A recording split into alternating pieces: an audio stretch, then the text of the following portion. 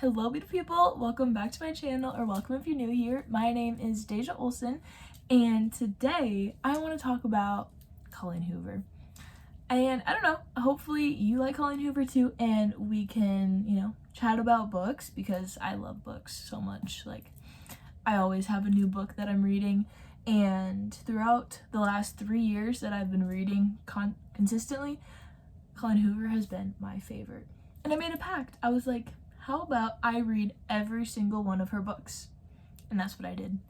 I don't have many to show you today. In fact, I only have one book because I'm a minimalist, and even though she's my favorite author, like, they weren't all my favorite books, and I just borrowed some or read some from libraries, so therefore I don't have them all today, but I made a list of my favorites in order from 1 to 24. She has one that's she co-made it with someone else, Taryn Fisher. It's Never, yes. And so I guess she has like 23 and a half, but like 24 books. And okay, let's just get right into it. Okay, number 1, are you surprised?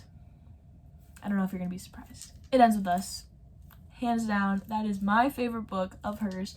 It is the first one that I read of hers, and it's what really got me into reading again, to be honest. And I don't know, it was just a page turner. Like, I just kept going and going and going, and I did not want to leave the couch or outside. I don't know where I was sitting when I was reading it, but all I wanted to do was just sit and finish that book because it was so incredibly good. And to this day, I think I read it 2 summers ago, and now I've read it 3 times, and the movie just came out. Like, I've been wanting to film this video for a long time, but I'm glad I did it now because I can talk about the movie a little bit. I thought the movie was so good. I'm obviously biased. I don't know, I really like the book, so the fact that they even made a movie about it is just super exciting to me. And of course there were some parts that weren't great, like not including the part about Dory, and you just have to see it for yourself. Read it and watch it. Honestly, I don't know, I think I would probably watch it and then read the book, because then you can get all that extra detail from the book after watching the movie. But anyway, that is just my favorite movie. I even got this little from Barnes & Noble. It Ends With Us. Naked truths aren't always pretty. I literally couldn't pass it up. I know I say I'm a minimalist and then I just buy random stuff like this, but it's my favorite book. And I had the book as well, but I left it in my car throughout this whole summer, and the sun ruined it. Otherwise I would show you the book. Anyway, next up, number 2, Without Merit. Hence why I own this book as well.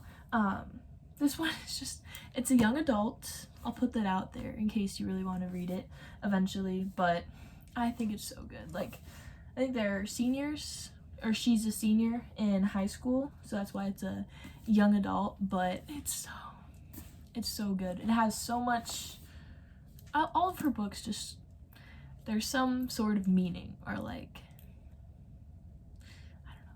they're just so powerful, and there's always a message, something to like take away from the book. This one is perspective, like your perspective on things. That was kind of what the whole book was about, but wonderful. So good, so interesting, like super duper interesting. I've actually read this one 3 times, just like It Ends With Us, so that's probably a reason why these 2 are my favorite. Okay, next is Heartbones. That book so much. It is so good. It's about like a beach. It all takes place on, like, I don't know, with a beach house and things like that, and all of them of course have the main character and the main male lead, and they end up, liking each other, getting together. I don't know, but Heartbones was just so powerful. I'm probably gonna say powerful a lot, but I already said that all of her books just feel really powerful. But I really, really love Heartbones. but not as much as the first two. And I've read Heartbones twice. Okay, next is Confess. This one is beautiful. This one, it's really interesting because it has confessions. Confess, you know, the title. It's all about confessions, like people's anonymous confessions, and then the main guy, he makes paintings based on that confession, and they're like somewhere surface level and somewhere like super duper deep, but they're anonymous, so no one knows who wrote them. But I think there was a thing where it's actual people's, like real life people's confessions that they turned in to Colleen Hoover, possibly. I thought that was at the beginning of the book, maybe, but I don't know. I read that thing in like 2 days. All these, at least the first couple, I've read in like 2 days. Just read so fast because they're so good. And I actually read Confess last summer, and then I read it at the beginning of this year. So I read it twice. Super good. Next is November 9th. This one is so good too.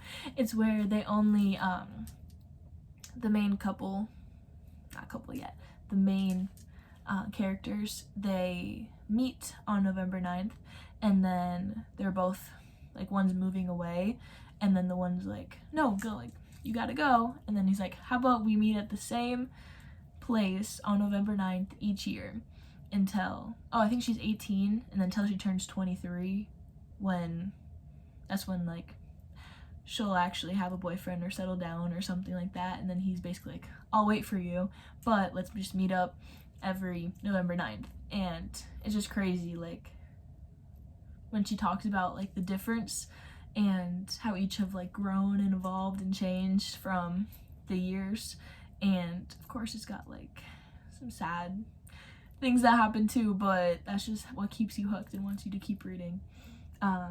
I truly love that book too. So I've read that one twice also. Number 6, Verity. If you've heard of Colleen Hoover, I bet you've heard of Verity. I think it's one of her only psychological thrillers. Like, if just a romance book makes you want to keep turning the pages super fast, so does Verity. Is just on a whole nother level. It is just insane. Like, there's still a scene, and I, like, can't say it because if you read it, then, you know, I don't want to give it away if you're gonna read it. But, like, there's still, like, a creepy scene that happened in the book that, like, I still can picture in my head, and I read this book 2 years ago and haven't read it since. But I don't know, it's got to be high up on the list because it is just incredible. Okay, next, number 7, Ugly Love. This one is so incredibly deep. I can't believe it. I read it 2 years ago as well. I think it was one of my first, after It Ends With Us, I read it. And I just reread it, because I kind of forgot what happened. I knew the gist, but I can't really remember. And then my sister had it, so I'm like, yes, I'm gonna read it. And I reread it. It was so incredibly sad. But I even, like, made myself a bracelet, an anklet right here. Oh, that was my feet. The anklet, and has the abbreviation for I'm gonna make you fall in love with me, Rachel. Because you just have to read it.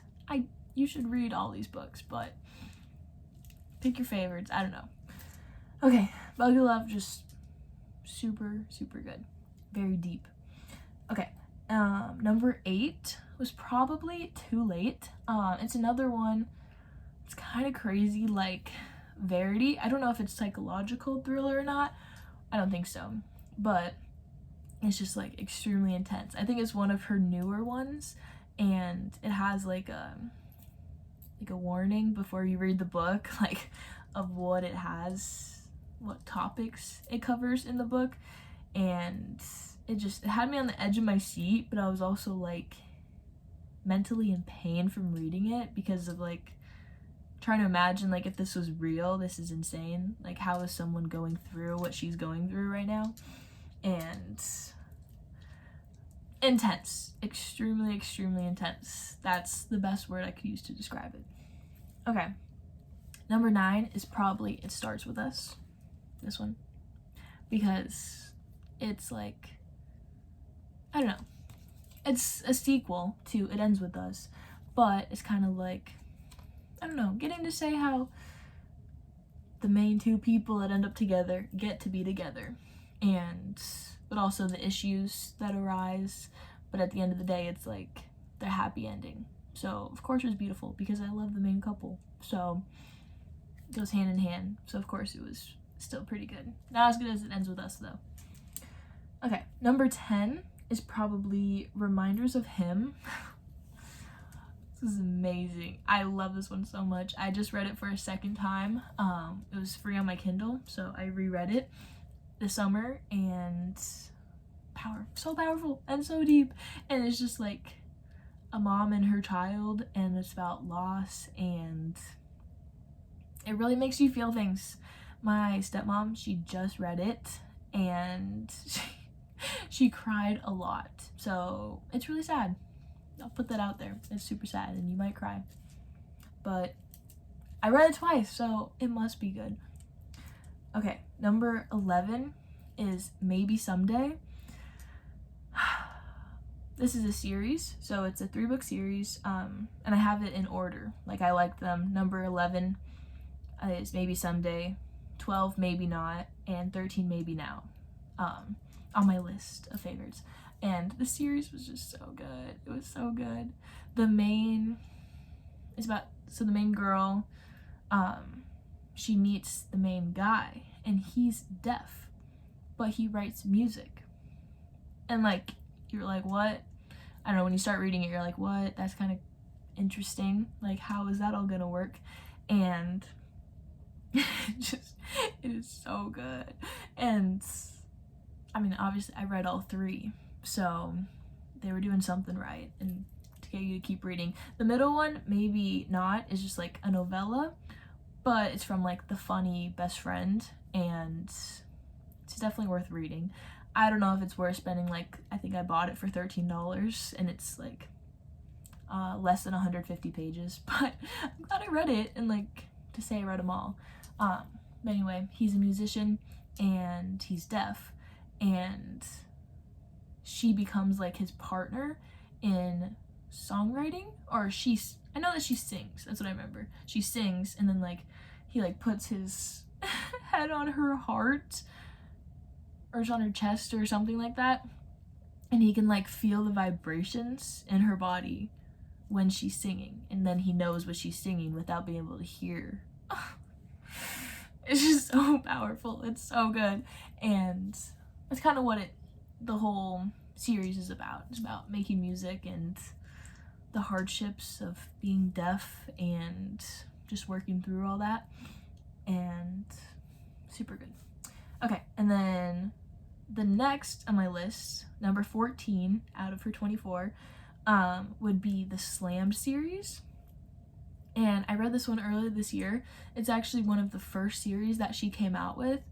I didn't know this. I was just randomly reading the books and then discovered later on that this was one of her first series that she ever wrote. And it's really good. It's about slam poetry. Slammed is book number 1. And yeah, it's about slam poetry, which is something I forget even exists, but it made me want to find a slam poetry contest, I don't know, around me and go and experience that. But it's just the poems that are in there, like, I don't know if she writes the poems or if they're from somewhere else, but they're so good. There's one, just like how there's a scene in Verity, like I said, that I still think about to this day, even though I read it like 2 years ago. From Slammed, I read it earlier this year, so probably like 8 or 9 months ago, but I still think about this poem. And I'm not gonna like say the poem, I can't remember it off the top of my head, but it's like the repeating verse is like, boy did he ever. I don't know, it only makes sense if you read it, but it's just so deep. Like, I read it I reread it and like started crying, and then I read it to my best friend because I just couldn't get enough of it. It was like such an insane poem. Okay, so anyway, it's Slammed, Point of Retreat, and then This Girl. Yeah, it's about slam poetry, and the guy shows it to the girl, and because the guy is like super good at poetry and writes, but they're in this bad scenario to where they can't be together, but they really like each other, and there's 3 books about it. I liked the first 2, like I was really into those, but This Girl, the 3rd book in the series, was just like about their honeymoon. I don't know if I should say they got married, but it's just like their happy ending, but it's basically them just laying in bed and recounting like their memories. But we've already read them, so it's like hearing them from the other person's perspective, what we've already read. So I didn't really like the 3rd book that much, but like I said, I just wanted to read all of her books, so of course I was gonna buy it and read it and finish it, because that's just me. I really try to not ever DNF a book, especially her books. Okay, and then now we're on to number 17, which I think, for me personally, is Layla. Oh, this one is like, I guess it's another psychological thriller in a way. It like gets your mind going. It's about ghosts. It's her only one, I'm pretty sure, that has ghosts in it, and it is just such a whirlwind of emotions. It like gets you thinking of one thing, like your mind goes in one direction, like where you think it's all headed, and then there's a big plot twist, but it's still just so good. But not my favorite. I don't know. I read it twice. Yes, because it was on Kindle, and I don't know, it's just so intense and so crazy. Like one of the first scenes, like ghost scene, is he's like typing on his computer, and then the computer screen slams on his hands, and it's like, that's a scene that I couldn't stop thinking about for like a year until I read it again. I was like, wow. I don't know, it just like gets your heart pumping, and her writing style is just amazing, and that she can do that to people. Okay, next. Oh yeah, so next, number 18 is Regretting You. I don't know why I put this one so low on the list. I made this list a while ago, not gonna lie. But it just wasn't my favorite book. It's like it's one about like a mom and daughter, and just like their hardships, like they're having trouble getting along and things like that. And the young girl, the daughter, meets a boy, and then the mom doesn't like him, and that's all I really remember from it. I'm not gonna lie. And like some death in the family. So was it really memorable? That's what I take away from it, I guess. But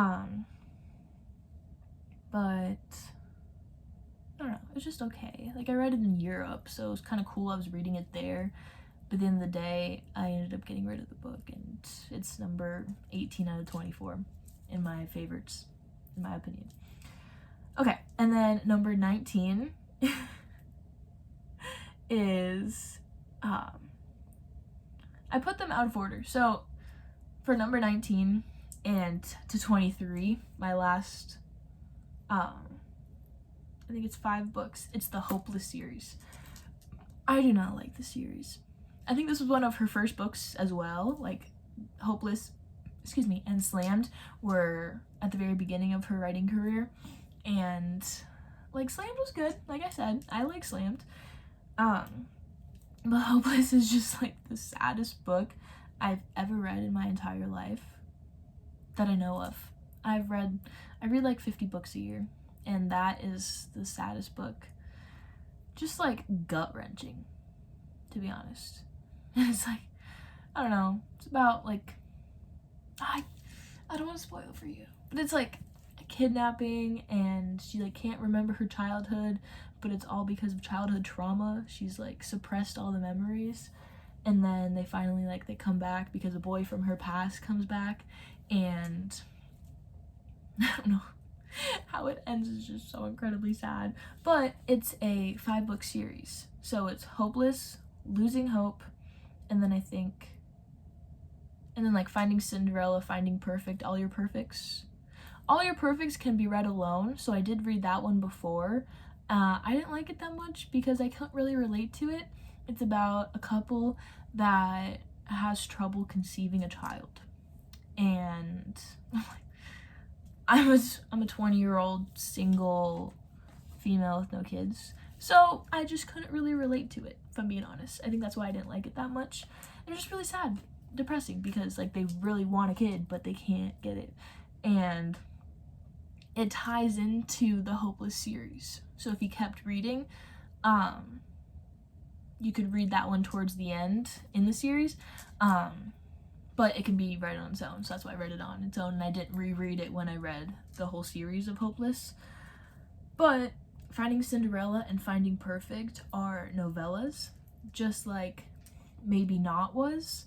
And so, they're like super skinny books, like 150 pages max, and they're pretty funny. Like, it's another one like from the best friend's POV. And I love that Colleen Hoover, one of the funny things she does, that's cool, I love it, is like most of the time there's always like a funny friend, like the roommate or best friend is just like a goofball, just like really funny to listen to or to read about them and their commentary and stuff like that. So I can't remember if it was Finding Cinderella, Finding Perfect, or both of those novellas.